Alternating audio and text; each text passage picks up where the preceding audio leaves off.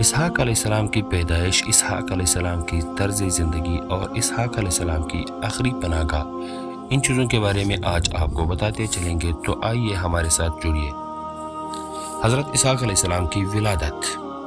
حضرت ابراہیم علیہ السلام کی عمر مبارک 100 برس اور آپ کی اہلیہ حضرت سارہ علیہ السلام کی عمر 90 سال تھی جب ان کے ہاں حضرت اسحاق علیہ السلام پیدا ہوئے۔ ان دنوں حضرت ابراہیم علیہ السلام ملک شام میں رہائش پذیر تھے، جبکہ بڑے صاحبزادے حضرت اسماعیل علیہ السلام 14 سال سے مکہ مکرمہ میں اپنی والدہ حضرت ہاجرہ کے ساتھ مقیم تھے۔ ایک دن اللہ تعالیٰ نے فرشتوں کے ایک جماعت کو زمین پر بھیجا تاکہ وہ قوم لوط پر عذاب الہی نازل کرے جو حد سے گزر چکی تھی۔ یہ فرشتے پہلے حضرت ابراہیم علیہ السلام کے پاس آئے اور انہیں اللہ تعالیٰ کی جانب سے ایک سعادت مند بیٹے کی خوشخبری سنائی۔ چونکہ حضرت سارہ بوڑھی تھی، فرشتوں کی اس خوشخبری پر انہیں بڑی حیرت ہوئی اور تعجب بھی، جس کا ذکر اللہ تعالیٰ نے قرآن پاک میں یوں فرمایا: ہم نے اس کو حضرت سارہ کو اسحاق علیہ السلام کی اور اسحاق علیہ السلام کے بعد یعقوب علیہ السلام کی خوشخبری دی، تو انہوں نے کہا کہ میرا بچہ ہوگا، میں تو بڑھیا ہوں اور میرے شوہر بھی بوڑھے ہیں، یہ تو بڑی عجیب بات ہے۔ انہوں نے فرشتوں نے کہا: کیا تم اللہ کی قدرت سے تعجب کرتے ہو؟ اے اہل بیت، تم پر اللہ تعالیٰ کی رحمت اور اس کی برکتیں ہیں۔ سورہ ہود۔ حضرت ابراہیم علیہ السلام بھی اس خوشخبری پر بڑے حیران ہوئے کیونکہ وہ بہت بوڑھے ہو چکے تھے، لہٰذا انہوں نے بھی عذرا تعجب فرشتوں سے فرمایا: جب مجھے بڑھاپے نے آ پکڑا تو تم خوشخبری دینے لگے، اب کاہے کی خوشخبری دیتے ہو؟ انہوں نے کہا: آپ کو سچی خوشخبری دیتے ہیں، آپ مایوس نہ ہو۔ سورۃ الحجر۔ غرض: حضرت اسماعیل علیہ السلام کی پیدائش کے 14 سال بعد اللہ تعالیٰ نے آپ علیہ السلام کو ایک اور سعادت مند فرزند حضرت اسحاق علیہ السلام عطا فرمائے، جس پر حضرت ابراہیم علیہ السلام بار بار اللہ تعالیٰ کا شکر ادا کرتے تھے۔ قرآن پاک میں ارشاد باری تعالیٰ ہے: ابراہیم علیہ السلام نے کہا، اللہ کا شکر ہے جس نے مجھے اس بڑھاپے میں اسماعیل علیہ السلام اور اسحاق علیہ السلام بخشے، بے شک میرا پروردگار دعاؤں کو سننے والا ہے۔ سورہ ابراہیم۔ حضرت اسحاق علیہ السلام کی پیدائش اسی سال ہوئی جس کے بدلے اسے خوب دعائیں ملتی۔ ایک دن کا واقعہ ہے کہ حضرت اسحاق علیہ السلام کا شکار کا گوشت کھانے کو دل چاہا تو انہوں نے محیط سے اپنی خواہش کا اظہار کیا۔ وہ والد کے لیے شکار کی تلاش میں نکل کھڑا ہوا۔ ادھر والدہ نے جب یہ سنا تو چھوٹے بیٹے یعقوب علیہ السلام سے کہا کہ بیٹا، کیا ہی اچھا ہو کہ تم محیط کے آنے سے پہلے بکری ذبح کر کے کانا والد کو پیش کر دو، اس طرح تمہیں دعائیں مل جائیں گی۔ حضرت یعقوب علیہ السلام نے والدہ کی ہدایت پر عمل کیا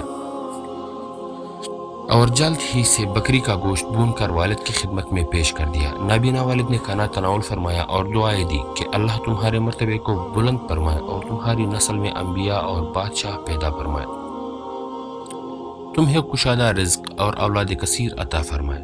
کچھ دیر بعد بڑے صاحبزادے شکار کا گوشت لے کر خدمت میں حاضر ہوئے اور تناول فرمانے کی درخواست کی، جس پر حضرت اسحاق علیہ السلام کو بڑا تعجب ہوا۔ وہ گویا ہوئے: اے بیٹے، یہ کیا ہے؟ محیط نے کہا: یہ وہ شکار کا گوشت ہے جس کی آپ نے مجھ سے فرمائش کی تھی۔ حضرت اسحاق علیہ السلام نے مزید حیران ہو کر فرمایا: وہ تو تم کچھ دیر پہلے مجھے کھلا چکے ہو۔ اب محیط کے حیران ہونے کی باری تھی۔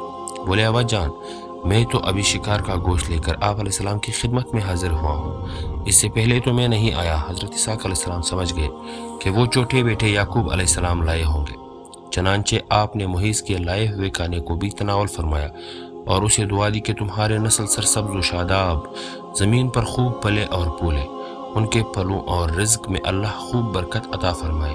محیط کو اپنے بھائی یعقوب علیہ السلام کا سبقت لے جانا اور پہلے دعائیں لے لینا سخت ناگوار گزرا اور یعقوب علیہ السلام کے دشمن بن کر ان کے جان کے در پہ ہو گئے۔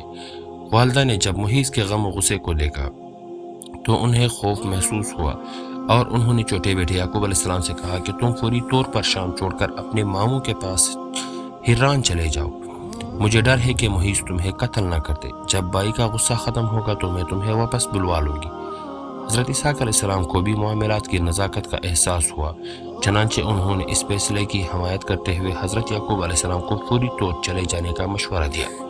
یوں حضرت یعقوب علیہ السلام والد اور والدہ سے دعائیں لے کر ملک شام سے ہجرت کر گئے۔ توریت میں تحریف۔ بنی اسرائیل نے اللہ کی کتاب توریت میں تحریف کرتے ہوئے حضرت اسحاق علیہ السلام کو ذبیح اللہ قرار دیا۔ توریت میں یوں تھا کہ اللہ نے اپنے اکلوتے بیٹے کو ذبح کرنے کا حکم دیا۔ اسرائیلیوں نے اس میں تحریف کر کے یوں کر دیا کہ اللہ حضرت ابراہیم علیہ السلام کو اپنے پہلے بیٹے اسحاق علیہ السلام کو ذبح کرنے کا حکم دیا۔ یہاں لفظ اسحاق ان کی طرف سے توریت میں اضافہ ہے اور یہ سراسر جھوٹ، بہتان اور گمراہی ہے، جس کی وجہ بنی اسرائیل کا اہل عرب سے حسد اور اللہ تعالیٰ نے جس وقت ذبح کا حکم فرمایا اس وقت حضرت اسماعیل علیہ السلام ہی اکلوتے بیٹے تھے۔ بنی اسرائیل ہی اہل عرب سے اس لیے حسد کرتے ہیں کہ اہل عرب حضرت اسماعیل علیہ السلام کی نسل سے ہے اور ان میں سب سے افضل عظیم المرتبت اللہ کے آخری پیغمبر حضرت محمد مصطفیٰ صلی اللہ علیہ وآلہ وسلم ہے۔ بنی اسرائیل کی شدید خواہش ہے کہ وہ عظیم اور جلیل القدر شرف و مرتبہ جو مسلمانوں کو ملا ہے اسے غلط قرار دے کر خود سے منسوب کر لے، اور اپنی اسی مذموم اور جھوٹے منصوبے کی خاطر انہوں نے اللہ کی کتاب توریت میں بھی تبدیلی کر ڈالی۔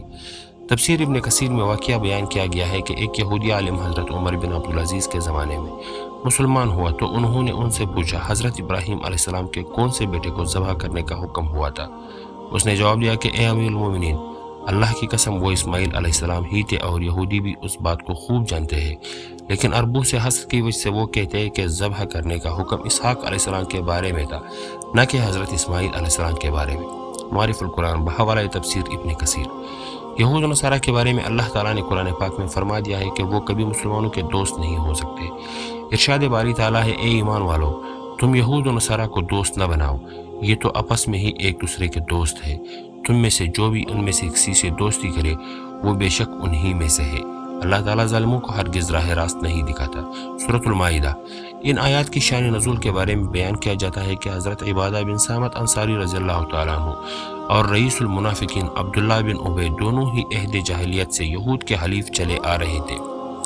جب بدر میں مسلمانوں کو فتح حاصل ہوئی تو عبداللہ بن ابی نے بھی اسلام کا اظہار کیا۔ ادھر بنو کین کا کہ یہودیوں نے توڑی ہی دنوں بعد فتنہ برپا کیا اور وہ کس لیے گئے، جس پر حضرت عبادہ رضی اللہ تعالیٰ عنہ نے تو اپنے یہودی حلیفوں سے اعلان برات کر دیا، لیکن عبداللہ بن ابی نے اس کے برعکس یہودیوں کو بچانے کی ہر ممکن کوشش کی، جس پر اللہ تعالیٰ نے یہ آیات نازل فرمائی۔ اسی طرح ایک جگہ ارشاد ہے کہ یہودی اور نصارہ تم سے ہرگز راضی نہ ہوں گے جب تک تم ان کے طریقے پر نہ چلنے لگو۔ سورۃ البقرہ۔ اور حقیقت یہی ہے کہ آج ہم نہ صرف انہیں اپنا دوست، ہمدرد اور خیر خواہ سمجھتے ہیں، بلکہ انہیں راضی کرنے کے لیے ان کے رہن سہن، کھانے پینے، اٹھنے بیٹھنے، لباس و اقدار کو اپنانا باعث عزت و افتخار سمجھتے ہیں۔ اب تو یہ حالت ہے کہ نقالی اغیار نے ہمیں کہیں کا نہ چھوڑا۔ مسلمانوں کی اس حالت زار پر علامہ اقبال نے فرمایا، شور ہے ہو گئے دنیا سے مسلمان نابود، ہم یہ کہتے ہیں کہ تے بھی کہیں مسلم موجود، وضع میں تم ہو نصارہ تو تمدن میں ہو ہنود، یہ مسلمان ہے جنہیں دیکھ کے شرمائے یہود۔ حضرت اسحاق علیہ السلام کا قرآن مجید میں ذکر۔ اللہ جل شانہ نے اپنی مقدس کتاب قرآن پاک میں حضرت اسحاق علیہ السلام کا ذکر 16 مرتبہ فرمایا ہے۔ سورۃ البقرہ کی آیات 133، 136، 140، سورہ آل عمران کی آیات نمبر 84، سورۃ النساء کی آیات نمبر 163، سورہ انعام کی آیات نمبر 84، سورہ ہود کی آیات نمبر 71، سورہ یوسف کی 2 آیات 6 اور 38، سورہ ابراہیم کی آیات نمبر 39، سورہ مریم کی آیات نمبر 49، سورۃ الانبیاء کی آیات 72، سورۃ العنکبوت کی آیات 27، سورۃ الصافات کی آیات 112 اور 113 اور سورہ صاد کی آیات 45 میں آپ صلی اللہ علیہ وسلم کا ذکر آیا ہے۔ حضرت اسحاق علیہ السلام کا وفات۔ حضرت اسحاق علیہ السلام نے 180 سال کی عمر میں وفات پائی، جبکہ بعض کتب میں 160 برس تحریر ہے۔ وفات کے وقت آپ کے دونوں صاحبزادے محیص اور حضرت یعقوب علیہ السلام آپ کے پاس موجود تھے، جنہوں نے آپ کو اپنے دادا حضرت ابراہیم علیہ السلام کے پہلو میں دفن کیا۔ بعض محققین نے حضرت اسحاق علیہ السلام کے زمانے کا تعین 23 صدی قبل مسیح کیا۔ تو دوستو، امید کرتا ہوں کہ آج کی ہماری یہ کہانی جو حضرت اسحاق علیہ السلام کی زندگی کے بارے میں تھی آپ لوگوں کو پسند آئی ہوگی۔ ہمارے ساتھ رہیے اس طرح کے اور عظیم اور خوبصورت کہانیاں سننے کے لیے۔ ہمارے چینل کو لائک کیجئے، شیئر اور سبسکرائب کیجئے۔ بہت شکریہ۔